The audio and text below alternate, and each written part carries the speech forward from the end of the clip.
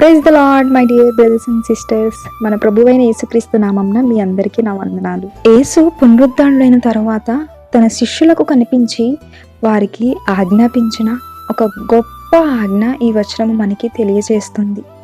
యోహాను 20వ అధ్యాయము 21వ వచనము చూసినట్లయితే, అప్పుడు యేసు మరలా వారికి చెప్పెను, మీకు సమాధానము కలుగును గాక. తండ్రి నన్ను పంపిన ప్రకారము నేను మిమ్మను పంపుచున్నాను. ఆమేన్. యేసు పునరుద్ధరణైన తరువాత శిష్యులకు కనిపించినప్పుడు వారు యూదులు వారిని ఏమన్నా చేస్తారేమో అని భయం, గందరగోళంలో ఉన్నారు. ఈ నేపథ్యంలో యేసు వారికి శాంతి, సమాధానం కలుగజేశారు. యెహోవా తండ్రి యేసును భూమిపైకి ఒక ప్రత్యేక ఉద్దేశంతో పంపించారు. లోకాన్ని రక్షించడానికి, ప్రేమను ప్రకటించడానికి మరియు ఆత్మను రక్షించడానికి. యేసు తన పనిని ఎంతో గౌరవంతో నిర్వర్తించారు. అలాగే ఆయన తన శిష్యులకు తన పనిని కొనసాగించే బాధ్యతను అప్పగించారు.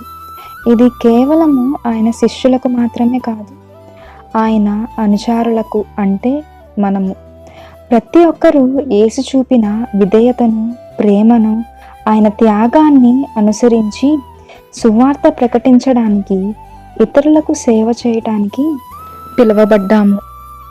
మరి ఈ లోకమంతటికి సువర్తమానాన్ని ప్రచురించే విధంగా మనము కూడా ఉందామా? దేవుడు మిమ్మును ఈ పరిశుద్ధ వాక్యమును దీవించునుగాక. ఆమేన్.